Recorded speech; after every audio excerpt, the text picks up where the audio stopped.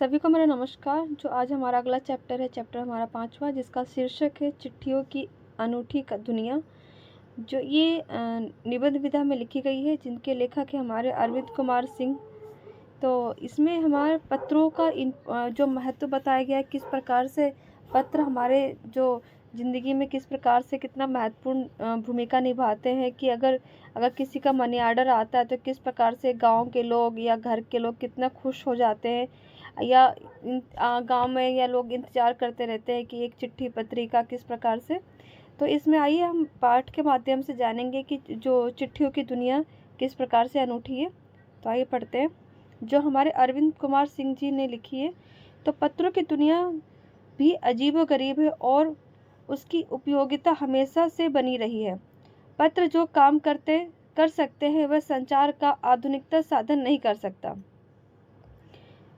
पत्र जैसा संतोष फोन या एसएमएस का संदेश कहाँ दे सकता है। पत्र एक नया सिलसिला शुरू करते हैं और राजनीतिक, साहित्य तथा कला के क्षेत्र में तमाम विवाद और नई घटनाओं की जड़ भी पत्र ही होते हैं। दुनिया का तमाम साहित्य पत्रों पर केंद्रित है और मानव सभ्यता के विकास में इन पत्रों की अनूठी भूमिका निभाई है। मतलब कि मानव सभ्यता में जो पत्रों ने जो अनूठी भूमिका निभाई है, जिस प्रकार से जब हमारा देश गुलाम था और आज़ादी के समय में अनेक नेता एक दूसरे को पत्रों के माध्यम से इसमें एक बहुत महत्वपूर्ण भूमिका निभाई है। तो पत्रों का भाव सब जगह एक सा है, भले ही उसका नाम अलग अलग हो। पत्र को उर्दू में खत कहते हैं और संस्कृत में पत्र, और कन्नड़ में कागज, और तेलुगु में उत्तरम, और जाबू और लेख तथा तमिल में कार्डिड कहा जाता है। पत्र यादों को सहेज कर रखते हैं। इसमें किसी को कोई संदेह नहीं है कि हर एक अपनी पत्र लेखन कला है और हर एक पत्र का अपना दायरा है। दुनिया भर में रोज करोड़ों पत्र एक दूसरों को तलाशते हैं। तमाम पत्रों को क्या करते हैं, तमाम ठिकानों तक पहुंचाते हैं। और भारत में ही रोज 4.5 करोड़ चिट्ठियां डाक में डाली जाती हैं, जो साबित करती है कि पत्र इतनी अहमियत रखता है। मतलब कि आपको पता ही, जब 4.5 करोड़ चिट्ठियां डाली जाती है तो कितनी इंपॉर्टेंस है चिट्ठियों की, कितना महत्व है।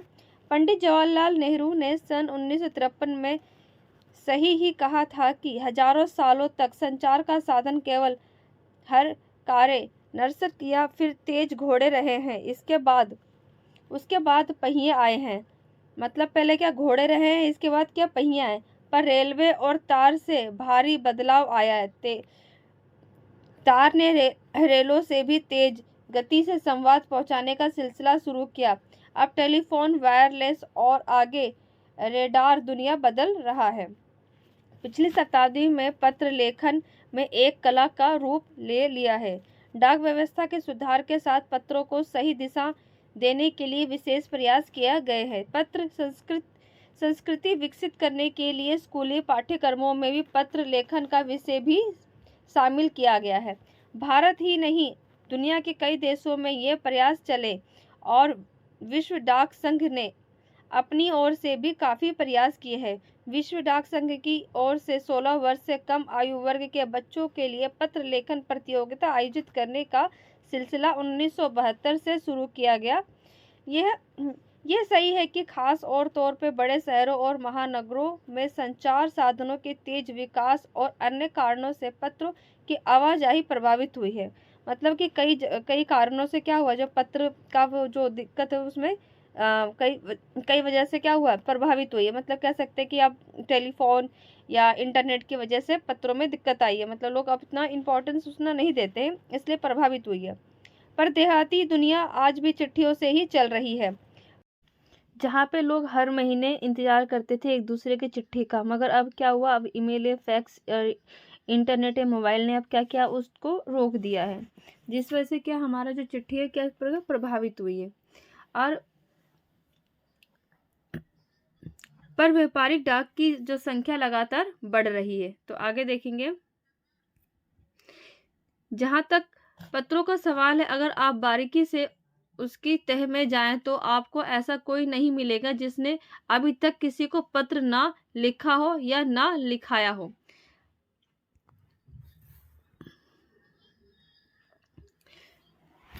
आपको यहाँ पे पत्रों का बेसब्री से इंतजार ना किया हो। हमारे यहाँ सैनिकों तो उस पत्रों का जिस उत्सुकता से इंतजार करते हैं उसका कोई मिसाल ही नहीं दे सकता। क्योंकि हमारे जो फौजी भाई हैं उसमें क्या होता है, वो पत्रों के माध्यम से ही अपने परिवार के बारे में जान सकते थे। इसी वजह से वो क्या उत्सुकता से वो पत्रों का इंतजार करते हैं। उसकी कोई मिसाल ही नहीं है कि वो कितने एक पत्र का इंतजार करते हैं, किस प्रेम भाव से कि उस जो पत्र पढ़ते हैं और उस पत्र को सहेज के रखते हैं। तो एक कहते हैं ना कि वो मोबाइल या इंटरनेट या फैक्स वो प्रेम भाव नहीं दे सकता जो पत्र के माध्यम से उनको मिलता है। एक दौर था एक दौर था जब लोग पत्रों का महीनों इंतजार करते थे, पर अब यह बात नहीं। ठीक है, परिवहन साधनों के विकास ने दूरी बहुत घटा दी है। पहले लोगों के लिए संचार का इकलौता साधन चिट्ठी ही होता था, मतलब लोगों को जानने का एक दूसरे के बारे में तो क्या इकलौता साधन चिट्ठी होता था। पर आज और भी साधन विकसित हो चुके हैं, मतलब और भी साधन विकसित हो, जैसे मोबाइल, नेट। इस प्रकार से आज देश में ऐसे लोगों की कमी नहीं है जो अपने पुरखों की चिट्ठियों को सहज और संजो कर विरासत के रूप में रखें। मतलब पहले के लोग क्या कर, जब चिट्ठियों का जब आना जाना लगा रहते थे तो लोग क्या कि चिट्ठियों को संजो के रखते थे, संभाल के रखते थे, एक जैसे कि ना कि विरासत के रूप में। या फिर बड़े बड़े लेखक, जो बड़े बड़े लेखक, पत्रकार, उद्यमी, कवि, प्रशासक, सन्यासी या किसान, इनकी पत्र रचनाएं अपने आप में अनुसंधान का विषय है। अगर आज जैसे संचार साधन होते तो पंडित नेहरू अपनी पुत्री इंदिरा गांधी को फोन करते, पर जब पिता के पत्र पुत्री के नाम नहीं लिखे जाते तो जो देश के करोड़ों लोगों को प्रेरणा देते हैं। क्योंकि आप सबको पता ही है कि हमने छठी कक्षा में भी इसमें एक हमने विषय पढ़ा था, जो हमने वो हमारा संसार पुस्तक है, जिसमें हमने देखा था कि किस प्रकार से नेहरू जी अपनी पुत्री को पत्रों के माध्यम से दुनिया के बारे में कैसे बता रहे हैं। तो यहाँ पे क्या पत्रों को तो आप सहेज कर रख लेते हैं, मगर एसएमएस संदेशों को आप जल्दी ही भूल जाते हैं। कितने संदेशों को आप सहेज कर रख सकते हैं? तमाम महान हस्तियां की तो सबसे बड़ी यादगार धरोहर उसके द्वारा लिखे गए पत्र ही है। मतलब जो हमारे जितने तमाम नेता हैं, ये बड़ी बड़ी हस्तियां हैं, उनके जो लिखे हुए पत्र अभी भी संभाल के रखे गए हैं। और भारत में इस श्रेणी में राष्ट्रपिता महात्मा गांधी को सबसे आगे रखा जा सकता है। दुनिया के तमाम संग्रहालय जानी मानी हस्तियों के पत्रों का अनूठा संकलन भी है। मतलब कि दुनिया के जितने महान हस्ती उन सबके वहाँ पे क्या है, पत्रों का संकलन हैगा। मतलब जितने महात्मा गांधी ने पत्र लिखा है तो उनके संग्रहालय में सारे पत्र उनके यहाँ पे संकलित हैंगे। तमाम पत्र देश, काल और समाज को जानने और समझने का असली पैमाना है। भारत में आज़ादी से पहले महासंग्राम के दिनों में जो कुछ अंग्रेज अफसरों ने अपने परिजनों को पत्र में लिखे हुए आगे चल कर बहुत महत्व की पुस्तक बन गए। मतलब कि जब अंग्रेजों में जो महासंग्राम हुआ था, जब भारत गुलाम था, उस समय भी लोगों ने अपने परिवार के बारे में जो पत्र लिखा था उनके, तो वो क्या आगे जाके वो पुस्तक बन गई है। इन पत्रों ने साबित किया है कि संग्राम कितनी जमीनी मजबूती के लिए हुआ था। महात्मा गांधी के पास दुनिया भर में तमाम पत्र केवल महात्मा गांधी इंडिया लिखे आते थे और वे जहां भी रहते थे वहां तक पहुंच जाते थे। आज़ादी के आंदोलन के कई अन्य दिग्गज हस्तियों के साथ भी ऐसा ही हुआ। मतलब अन्य जितने दिग्गज होते थे वो भी क्या करते थे, पत्र के माध्यम से, चाहे सुभाष चंद्र बोस हो, ये अन्य जो हमारे वीर स्वतंत्रता सेनानी हो, सभी पत्रों के माध्यम से एक दूसरे से बात करते थे। गांधी जी के आगे देखेंगे, गांधी जी के पास दुनिया के बड़ी संख्या में पत्र पहुंचते थे। गांधी जी के पास दुनिया में सबसे बड़ी संख्या में पत्र पहुंचते थे, पर पत्रों का जवाब देने के मामले में उनका कोई जोड़ नहीं था। कहा जा सकता है कि जैसे ही उन्हें पत्र मिलता था उसी समय उसका जवाब भी लिख देते थे। अपने हाथ से ज्यादातर पत्रों का जवाब देते थे। जब लिखते लिखते उनका हाथ, दाहिना हाथ दर्द करने लगता था तो वह बाएं हाथ से भी लिखने शुरू जुट जाते थे। महात्मा गांधी ही नहीं, आंदोलन के तमाम नायकों ने पत्र गांव-गांव में मिले मिल सकते हैं। पत्र भेजने वाले लोग उन पत्रों को भी प्रस्तुति से कम नहीं मानते, मतलब कि जो प्रस्तुति होते हैं ना, किसी को एक सम्मान भेंट दिया जाता है उस प्रकार से वो उससे कम नहीं मानते। कई लोग नो तो कई लोगों ने तो उन पत्रों को फ्रेम में कराकर रख लिया है, मतलब फ्रेम करके रख लिया है पत्रों को। यह तो पत्रों का जादू है। यही नहीं, पत्रों के आधार पर कई भाषाओं में जाने कितनी किताबें लिख गई, मतलब पत्रों के आधार पर कितनी भाषाएं या कितनी किताबें लिख चुकी हैं। वास्तव में किसी दस्तावेज से कम नहीं है। पंत के 200 पत्र, बच्चन के नाम और निराला के पत्र हमको लिखियो है कहाँ, तथा पत्रों के इन आयनों में दयानंद सरस्वती समेत कई पुस्तकों आपको मिल जाएंगी। कहा जा सकता है कि प्रेमचंद खास तौर पर नए लेखकों को बहुत प्रेरक जवाब देते थे पत्रों के जवाब तथा पत्रों के जवाब में वह बहुत मुस्तैद रहते थे। इसी प्रकार नेहरू और गांधी के लिखे गए रविंद्र टैगोर के पत्र भी बहुत प्रेरक हैं। महात्मा और कवि के नाम से महात्मा गांधी रविंद्रनाथ टैगोर के बीच में 1915 से लेकर 1941 के बीच में पत्र व्यवहार का संग्रह प्रकाशित हुआ। मतलब कि जब महात्मा गांधी रविंद्रनाथ टैगोर जी के बीच के जो पत्र व्यवहार हुए थे 1915 से लेके 1941 के बीच का सारे पत्रों को क्या क्या प्रकाशित कर दिया गया, जिसमें बहुत से नए तथ्यों और उनकी मनोदशा और लेखा जोखा मिलता है। पत्र व्यवहार की परंपरा भारत में बहुत पुरानी है, पर इसका असली विकास आज़ादी के बाद ही हुआ। तमाम सरकारी विभागों की तुलना में सबसे ज़्यादा गुडविल डाक की है। इसकी खास वजह यह है कि यह लोगों को जोड़ने का काम करती है। पत्र क्या करती है? लोगों को जोड़ने का काम करती है। घर घर तक इसकी पहुंच है।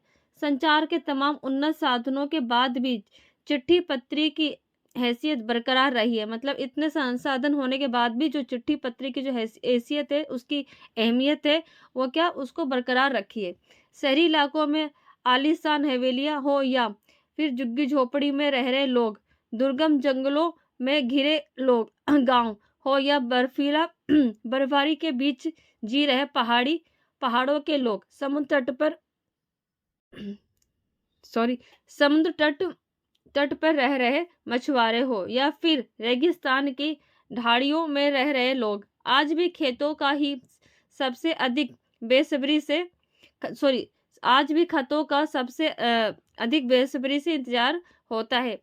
एक दो नहीं, करोड़ों लोग खतों और अन्य सेवाओं के लिए रोज भारतीय डाक घरों के दरवाजे तक पहुंचते हैं और इसकी बहुआयामी भूमिका नजर आ रही है। दूर देहात में लाखों गरीब घरों में चूल्हे मनी आर्डर अर्थव्यवस्था से होती है। मतलब जो दूर गांव में होते हैं जहाँ पे अन्य साधन विकसित नहीं होता, मगर डाक ऐसा है कि घर घर तक पहुँचे, चाहे कितना बड़ा रेगिस्तान हो, चाहे पहाड़ी हो, चाहे बर्फ से भरा हो या समुद्री इलाका हो, कहीं भी हो, वो डाक तक पहुंच जाते हैं।